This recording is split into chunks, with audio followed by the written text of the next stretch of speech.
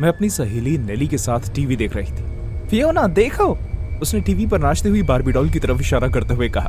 वो doll Barbie का मशहूर गाने पर नाच रही थी, I am a Barbie girl in the Barbie world. और मैंने नेली का चेहरा उस डरावनी डॉल को देखकर चमकते हुए देखा। अगर आप बारबी डॉल खरीदना चाहते हैं तो नीचे दिए गए नंबर पर फोन करें, पहले 100 कलर्स को मिलेगी मुफ्त डॉल। नेली ने मेरे हाथ से फोन छीना और नीचे दिए गए बारबी हॉटलाइन नंबर पर फोन मिलाने लगी। हेलो, नेली ने हंसते हुए कहा। क्या मेरी बात बारबी हॉटलाइन पर हो रही है? मैं इसलिए फोन किया है क्योंकि नहीं, क्या बात कर रहे हैं आप? यस शुक्रिया, मेरे घर का पता है। ठीक है, आपका बहुत बहुत शुक्रिया। नेली ने मेरा फोन सोफे पर फेंक दिया और नाचने लगी। I am a Barbie girl in my Barbie world, life is plastic, it's fantastic. क्या हुआ? मैं एक फ्री बारबी जीत चुकी हूँ, तो मैं भी उन्हें फोन करना चाहिए फियोना। मुझे बारबी डॉल से नफरत है, मैंने कंधे उठाते हुए कहा। नेली ने मुझे कहा, बोरिंग। जो भी है, खैर वो तुम्हें डॉल भेजेंगे कैसे? तुमने तो अपने घर का एड्रेस उन्हें दिया ही नहीं। उन्हें पहले से ही पता था।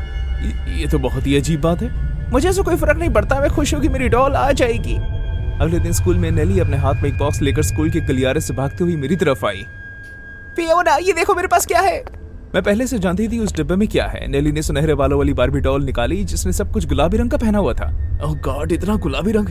तुम्हें बारबी से नफरत है, गुलाबी रंग से नफरत है? क्या ऐसी कोई चीज है जो तुम्हें पसंद है फियोना? नेली नाराज हो गई और वहां से चली गई। मैंने उसे रोकने की कोशिश नहीं की। मेरे मन में एक अजीब सा एहसास मुझे बता रहा था कि चाहे मैं कितनी भी कोशिश क्यों न कर लूं, मैं नेली को उस डॉल से छुटकारा पाने के लिए कभी समझा नहीं पाऊंगी। बाकी बचे हुए पूरे दिन तक नेली अपने हाथ वो डॉल लेकर पूरे स्कूल में घूमती रही। मुझे नहीं पता कि कैसे किसी भी टीचर या बच्चे को एक 16 साल की उम्र की लड़की के इस तरह बच्चों की तरह हाथ में बारबी लेकर घूमना अजीब नहीं लगा। घर वापस जाते हुए मैं नेली के पीछे चल रही थी। वो बारबी को देखते हुए नाचते गाते चल रही थी और अब मैं इस चीज से बहुत परेशान हो रही थी। मैं अपने दिमाग में प्लान बनाने लगी कि मैं इस डॉल से कैसे छुटकारा पा सकती हूँ और नेली इससे अब और नहीं खेल पाएगी। और तभी मैंने सामने एक बड़े पुल को देखा। यस, ये बहुत ही बढ़िया आइडिया है। मैं उसके हाथ से डॉल छीन लूंगी और उसे नदी में गिरा दूंगी। बस काम खत्म, नेली इस प्लास्टिक की चुड़ैल से मुक्त हो जाएगी। I'm a Barbie girl in the Barbie world. La la la la, la la la la. You can touch my hair. La la la la la la. It's fantastic. It's fantastic. जैसे ही हम उस bridge की railing तक पहुंचे, मैंने बिना वक्त गवाए उसकी डॉल के सुनहरे बाल पकड़ लिए। ये तुम क्या कर रही हो फियोना? इसे मुझे दो, इसे दो। मैंने बिल्कुल भी वक्त नहीं खराब किया। मैंने उस डॉल को पकड़ा और नदी में फेंक दिया। फियोना, ये तुमने क्या किया? अब तुम इससे कभी नहीं खेल पाओगी। तुम्हारी बारबी डूब जाएगी और तुम इसे बचा नहीं पाओगी। तुम तो तैरना तक नहीं जानती। लेकिन उसके बाद जो हुआ मेरे प्लान के हिसाब से नहीं था। नेली ने पुल की रेलिंग को पार किया और नदी में कूद गई। नेली! मिस डेविडसन, क्या मुझे सुन सकती हैं? मैंने धीरे धीरे उस आदमी की आवाज सुनते हुए आंखें खोली। इतनी तेज रोशनी में एडजस्ट करने के लिए मेरी आंखों ने थोड़ा वक्त लिया। मैंने खुद को एक कुर्सी पर बांधा हुआ पाया। मेरे सामने एक डॉक्टर और 3 नर्स थी। जिस कमरे में मैं थी वो सफेद रंग से रंगा हुआ था। एक पल के लिए तो मुझे लगा कि मैं मर चुकी हूँ और स्वर्ग में चली गई हूँ। वो सब लोग मुझे ही घूर रहे थे। कहाँ हूँ मैं? नेली कहाँ है? क्या वो ठीक है? डॉक्टर ने मेरे पेरेंट्स की तरफ चिंता भरी नजरों से देखा। मैं उन्हें देखकर इतना तो समझ पा रही थी कि कुछ गड़बड़ है, कुछ रहस्यमयी जो मुझे नहीं पता। क्या आपकी काल्पनिक सहेली फिर से वापस आ गई है? क्या? ये आप क्या कह रहे हैं? मैं 16 साल की हूँ, मेरे काल्पनिक दोस्त नहीं हैं। शीशा लेकर आइए, डॉक्टर ने नर्स से कहा। एक नर्स शीशा लेकर आई और उसने शीशे को डॉक्टर के बगल में रख दिया। तो तुम्हें लगता है कि तुम 16 साल की हो? तो फिर क्यों ना तुम एक बार खुद को देख लो। ऐसा कहते हुए डॉक्टर ने उस शीशे को मेरे आगे आकर रख दिया और उसके बाद जो मैंने देखा, मेरा दिल दहल गया। उस शीशे में मैंने खुद को देखा, लेकिन अब मैं 16 साल की नहीं थी। मेरे बाल सफेद हो चुके थे और बालों के बीच में गंजा बना चुका था। मेरी झुर्रियों वाला चेहरा, फटे हुए होंठ और सूजी हुई आंखों ने मुझे बुरी तरह डरा दिया था। क्या ये सब क्या है? क्या कोई ये मजाक है? ये सब मेकअप का कमाल है ना? तुम सब मिलकर मेरे साथ मजाक कर रहे हो ना? तुम लोग ये बकवास बंद करके नेली की मदद क्यों नहीं करते? नेली नाम का कोई इंसान नहीं है फियोना, क्या तुम्हें ये याद है? अब उस डॉक्टर ने उस खतरनाक डॉल को उठा लिया। क्या बकवास है? ये यहाँ कैसे आई? मैंने तो इसे नदी में फेंक दिया था। मुझे कुछ समझ नहीं आ रहा। ये डॉल तुम्हारी छोटी बहन डेजी की है। क्या तुम्हें डेजी याद है? जैसे ही वो मैंने नाम सुना मेरे रोंगटे खड़े हो गए। ओह माय गॉड, डेजी, मेरी छोटी बहन डेजी। वो बस 7 साल की थी जब मैंने मेरा शरीर कांपने लगा। मुझे ऐसा लगा जैसे मैं बेहोश होने वाली हूँ। इन्हें इनके कमरे में ले जाओ और याद रहे कि इनके हाथ और पैर ठीक से बंधे हों। हम इतने खतरनाक पेशेंट को खुला नहीं छोड़ सकते। लेकिन डॉक्टर, ये सब कब तक चलेगा? क्या इन्हें कभी भी अपने अपराध के बोझ से मुक्ति नहीं मिल पाएगी? क्या उनकी मेमोरी लॉस को ठीक करने का कोई तरीका नहीं? मुझे ये कहते हुए बहुत दुख हो रहा है कि जब तक इनकी मृत्यु नहीं हो जाती तब तक ये इसी तरह अपनी याददाश्त से परेशान रहेंगी। उन्होंने अपनी छोटी बहन को पुल से नीचे धक्का देकर नदी में फेंक दिया। इस बात से उन्हें दिमाग पर गहरा असर आया है। लेकिन वो बारबी डॉल को देखकर इतनी परेशान क्यों हो जाती है? फियोना की बहन डेजी को बारबी डॉल बहुत पसंद थी और सभी लोग डेजी को फियोना से ज्यादा प्यार करते थे। बारबी को देखकर फियोना को अपनी छोटी बहन की याद आती। उनका दिमाग इस काल्पनिक इंसान को जगा देता है जिसका नाम है नेली, और वो ये साबित करने की कोशिश करने लगती है कि उनकी बहन की मौत का कारण बारबी है। वो इस हॉस्पिटल में तब आई थी जब वो 18 साल की थी और अब एक दिन वो यहाँ मर जाएंगी। ये एक खोया हुआ केस है। हम उन्हें उनकी असल जिंदगी में वापस लाने के लिए कुछ नहीं कर सकते। वो अपने दिमाग पर कैद हो चुकी हैं। प्लीज इस गाने को बंद करिए। नहीं नेली, इस डॉल को मत खरीदना, ये श्रापित है। मुझे नहीं देखनी वो फिल्म। आखिर तुम्हें यह बात समझ में क्यों नहीं आती? कमान टिया, एक दिन तो लड़की की तरह बर्ताव करो तुम। तो तुम्हें लगता है कि गुलाबी रंग की उल्टी देखने से लड़की होना साबित हो जाता है? हे, बहुत हुई तुम्हारी बदतमीजी। हम बारबी फिल्म देखने जा रहे हैं बस। तुम मेरी छोटी बहन हो और तुम मेरे साथ चल रही हो। ओके, समझी तुम अपना बेकार बेवकूफ दोस्तों के साथ अकेले क्यों नहीं जाती? मुझे घर पर रहकर आराम करने में कोई दिक्कत नहीं है। मेरी बहन रूथी ने मेरी आंखों में आंखें डालकर देखा और गुस्से में कहा, अगर तुम मेरे साथ नहीं आई तो मैं मॉम को बता दूंगी कि तुम टाइलर को डेट कर रही हो। Boyfriend card? क्या वाकई? हाँ, अब ऊपर जाओ और जाकर कपड़े बदल कर आओ। मैं निराश चेहरा लेकर उठी और मैंने गुस्से में सोफे पर लात मारी। रूथी ने एक बार फिर कहा, और हाँ, कुछ गुलाबी रंग का पहनना। तुम मेरी जिंदगी बर्बाद कर रही हो। कितनी रोती हो तुम। मैं सीढ़ियां चढ़ते हुए जोर जोर से पैर मारने लगी। मुझे बारबी से नफरत है और मैं अपनी बहन की तरह छुई हुई लड़की नहीं हूँ, लेकिन वो हर बार अपनी बात मनवा ही लेती है और इस बात से मुझे और भी ज्यादा नफरत है।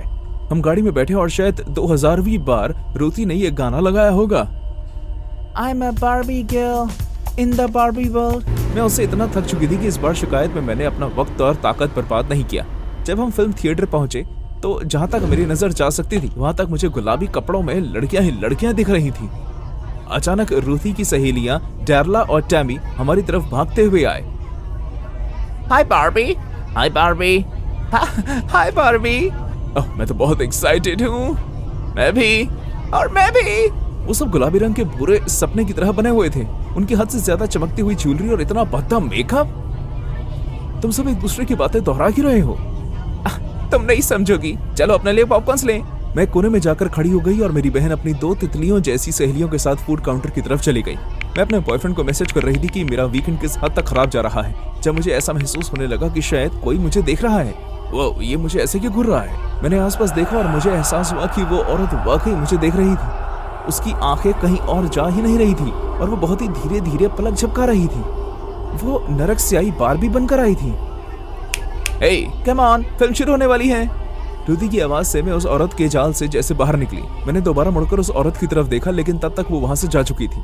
जैसे ही फिल्म शुरू हुई मुझे ऐसा लगा जैसे मैं घटियापन के सागर में डूब रही हूँ, लेकिन मेरी बहन और उसकी सहेलियां फिल्म से बहुत प्रभावित थी।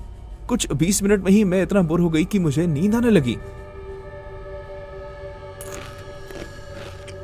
किसी के जोर जोर से खाने की आवाज से मेरी नींद खुली। आवाज इतनी तेज थी जैसे कई हफ्तों से उन्हें खाना ना मिला हो। रूथी और उसकी सहेलियों की आंखें अभी भी स्क्रीन पर गड़ी हुई थी। मैंने दूसरी तरफ मुंह पलट कर देखा तो मैं बुरी तरह डर गई। ये वही औरत थी जो डरावनी बारबी बनकर आई थी। वो ठीक मेरे बगल में बैठी हुई थी और पॉपकॉर्न से भरा टब खा रही थी। उसने अचानक अपना मुंह फेरा और मेरी तरफ देखकर कहा, क्या तुम्हें ये फिल्म पसंद नहीं? कुछ खास नहीं। क्यों? सभी को बारबी पसंद है। मुझे नहीं है। मैं वापस से सोना चाहती थी, लेकिन उस औरत ने मुझे अकेला नहीं छोड़ा। वो बार बार यही गाना गाती रही कि किस तरह बारबी आजकल की जवान लड़कियों की धड़कन है और कैसे हर लड़की को इस फिल्म के साथ देखना चाहिए। जब मैं उसकी इस फालतू बकवास को और ज्यादा सहन नहीं कर पाई तो आखिरकार मैं उस पर चिल्ला पड़ी। क्या तुम अपनी बकवास बंद करके चुपचाप ये फिल्म देख सकती हो? तुम तो बहुत बदतमीज हो। मैं बदतमीज नहीं हो रही, मैं बस शांति से सोना चाहती हूँ। वेल, अगर तुम्हें ये मूवी इतनी ही नापसंद थी तो फिर तुम इसे देखने आई ही क्यों? इससे तुम्हारा कोई मतलब नहीं है, समझी? तुम अब मुझे अकेला छोड़ दो। मैं उम्मीद कर रही थी कि वो गुस्सा हो जाएगी, लेकिन वो अपना चेहरा मेरे चेहरे के बहुत करीब ले आई और उसने रोंगटे खड़े कर देने वाली आवाज में कहा, क्या तुमने कभी मरने के बारे में सोचा है? क्या? जैसे कि तुम कैसे मरना पसंद करोगी? क्या बकवास है ये? श्श, इतना जोर से मत बोलो। तुम नहीं जानती कि कौन सा दिन तुम्हारे जिंदगी का आखिरी दिन हो। मूवी हॉल के अंधेरे में उसकी आंखें चमकने लगी। मैं इतनी हैरान और डरी हुई थी कि मैं वहां से हिलने के बारे में भी भूल गई। उस औरत ने मुझे एक और मिनट तक देखा और फिर अपनी सीट से उठ खड़ी हुई। वो सीधे मूवी हॉल के बाहर निकल गई। उसने एक बार भी मुझे मुड़कर नहीं देखा। मैं बची हुई पूरी मूवी में जागती रही।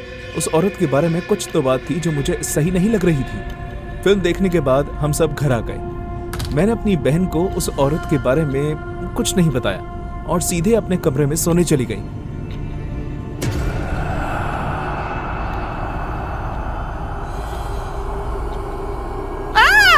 अपनी बहन की चीख की आवाज सुनकर मैं उठ खड़ी हुई।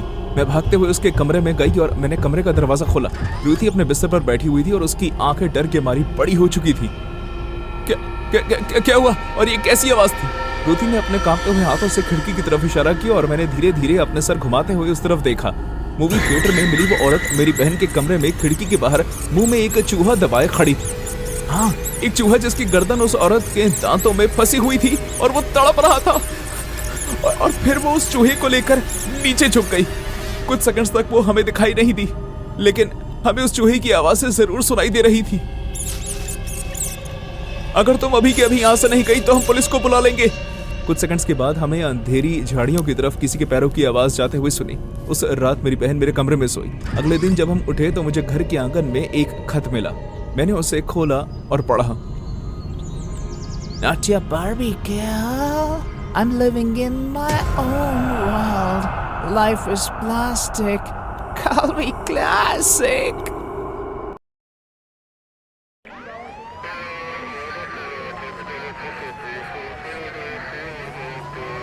एक्सीडेंट होने की वजह से रोड बंद है। अब हम घर कैसे जाएंगे? हम जंगल के अंदर से होते हुए घर जा सकते हैं, लेकिन मॉम ने कहा है कि जंगल में नहीं जाना। क्या तुम घर जाना चाहती हो या नहीं डेज़ी? ठीक है। वो क्या था? ये बस एक उल्लू था, डरपोक। जंगल के अंदर का माहौल बहुत डरावना है। मॉम बहुत गुस्सा होंगी। क्या तुम जानती हो कि तुम्हें मॉम को सब कुछ नहीं बताना? क्यों नहीं? बेवकूफ लड़की। मुझे बेवकूफ मत कहो, तुम बेवकूफ हो। बेचारी बार्बी डॉल। सुनो, ये कैसी आवाज है एरियल? सुनने में तो ये किसी कार्निवल का म्यूजिक लगता है। क्या तुमने वो खुशबू सूंघी? हाँ, ये तो कपकेक्स की है। आओ इस म्यूजिक का पीछे पीछे चलते हैं। क्या हुआ? लेकिन मॉम ने कहा है कि हमें जंगल में घूमना नहीं चाहिए, हम खो सकते हैं। हम नहीं घूमेंगे, ये रास्ता देख रही हूँ, ये सीधे हमारे घर जाता है। ओके? शायद एरियल ठीक कह रही है। कुछ देर के लिए इधर उधर घूमने में कोई दिक्कत नहीं, शायद। एरियल, मेरे लिए रुको। वाओ, मैंने आज तक इतनी सुंदर जगह पहले कभी नहीं देखी। आओ इस तरफ। मुझे कोई अंदाजा नहीं था कि जंगल के बीचों बीच कोई थीम पार्क भी है। मुझे हैरानगी है कि आज तक मॉम डैड हमें यहाँ लेकर नहीं आए। ओह माय गॉड, ये बार्बी थीम पार्क बना हुआ है।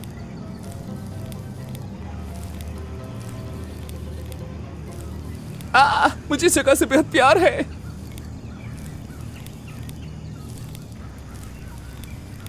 रुको, ये तुम क्या कर रही हो? इसे खाना कहते हैं डेज़ी। लेकिन हमारे पास पैसे नहीं हैं। क्या यहाँ कोई हमसे पैसे मांग रहा है? नहीं, लेकिन क्या तुम्हें ये बात कुछ ज्यादा अजीब नहीं लग रही? मेरा मतलब है कि मैं यहाँ किसी को नहीं देख पा रही। देखो, वहाँ एक बॉल पिट है और प्लास्टिक बॉल्स की जगह उसके अंदर बार्बी के सर रखे हुए हैं। मुझे ये जगह पसंद नहीं आ रही एरियल।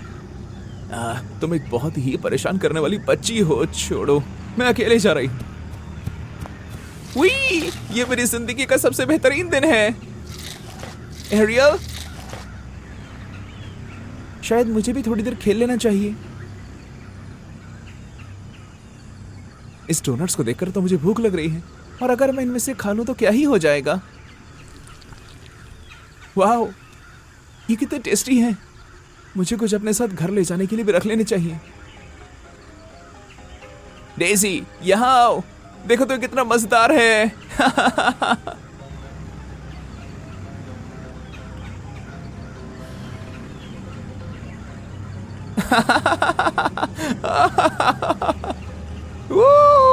yippee! डेजी, डेजी उठो, अब हमें घर जाना है। Daisy, Daisy. एरियल, क्या हुआ? लगता है कि हमें नींद आ गई थी। हम बहुत देर तक खेलते रहे और जंक फूड खाते रहे। आधी रात हो चुकी है, हमें घर जाना होगा। मॉम तो हमें मार डालेंगी। जल्दी करो, चलो।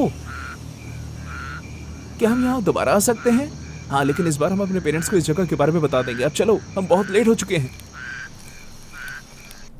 मुझे समझ नहीं आ रहा ऑफिसर, आखिर वो गए कहाँ? उन्हें स्कूल से सीधा घर आ जाना चाहिए था। मॉम, डैड, ये सब क्या हो रहा है? ओह थैंक गॉड, वो दोनों वापस आ गए। तुम दोनों कहाँ थे? मुझे तो ऐसा लगा जैसे मैं दोबारा कभी तुम्हें नहीं देख पाऊंगी। हमें माफ कर दीजिए मॉम, हम घर ही वापस आ रहे थे, लेकिन फिर हम जंगलों के बीच बने थीम पार्क में रुक गए। हमने सोचा कि थोड़ी देर के लिए रुकेंगे, लेकिन घंटों लग गए। ऐसा दोबारा कभी नहीं होगा मॉम। कुछ घंटे?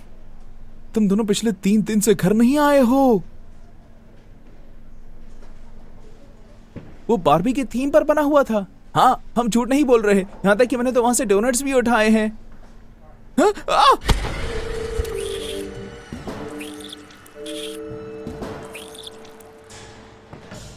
आपके बच्चे बहुत ही खुशकिस्मत हैं मिसेस एंडरसन।